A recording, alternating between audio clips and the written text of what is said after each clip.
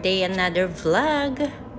Kyle Elkins is still here sa daan. But, I'll go straight to the backyard ng aking employer kasi ang mga halaman ang gaganda niya. May dalawang flower. Ang tinatawag dito is like November flower para sa pag malapit na kasi ang Halloween dito sa Canada. Yun na yung mga flower na lumalabas.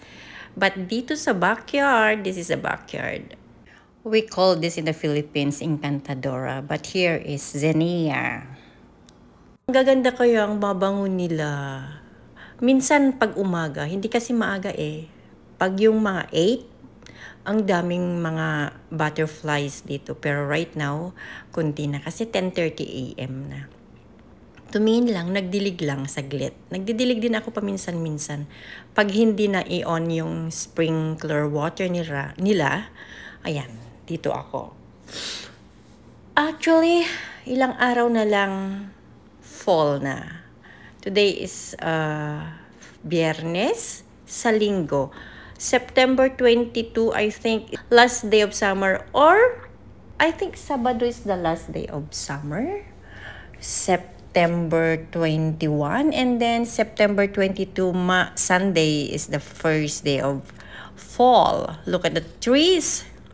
Nag-change na ang kulay nila. Nag-yellow, orange, ganun na. Kaya, ay nako, hindi ko alam kung makapasyal ako this fall. Kasi kunti na lang ang aking pera. At ang weather pa ngayon ay maganda-ganda pa. 22 degrees right now. So, summer na summer pa rin.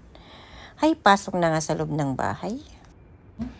Ang aming basement. Remember last time na bago ako umuwi ng Pilipinas, nabaha tong basement. Oh. So, inalis lahat yan.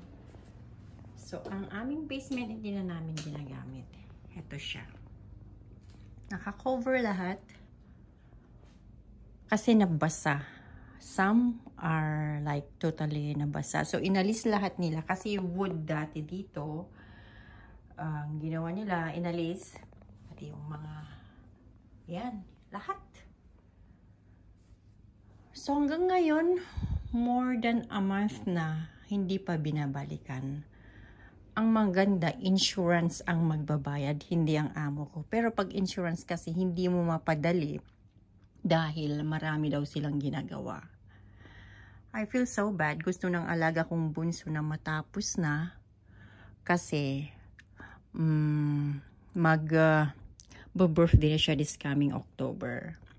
Hopefully, matapos. Yun naman ang sinabi. In 2 weeks, pupunta na daw sila. Ilagay sa storage lahat ang mga to. And then ayusin hanggang sa aking laundry room. Yan. Kaya magulo ang bahay namin ngayon. Kaya hindi ako masyadong makapaglinis. Dahil yan. Oh.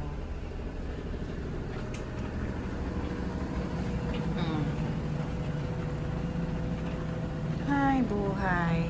Ang isang katulong, nawalan ng trabaho dahil hindi ko masyadong nililinisan ito. Dahil wala akong gana.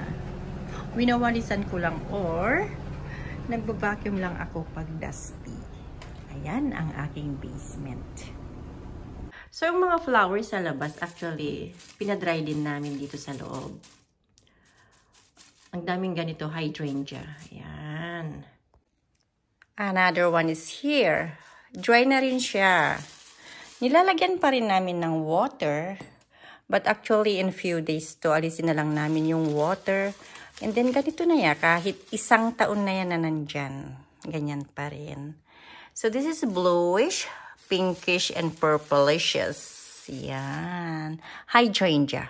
Kinat lang namin sa labas kasi marami kami sa labas ng ganito. Diba? Simple ang buhay dito sa Canada. Hindi na kailangan bibili ka ng mga flowers mo kung meron ka sa backyard. Then, magdala na lang sa loob ng bahay. Simple lang ang ating employer. Ganyan lang.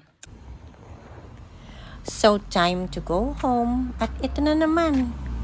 Dito sa labas ng bahay ng amo ko, ang dami. Sabi ko sa kanya, hihingi ako. Sabi naman niya, yes. But I forgot to bring gunting. Hindi ako makagunting. Anyways, pauwi na. Alas 6 na ng gabi. Ay, ang gaganda talaga. Halos lahat ng mga street namin ay may mga ganito. Anyways, thank you again for watching and see you again next time. Don't forget to subscribe kay Elkins. Bye!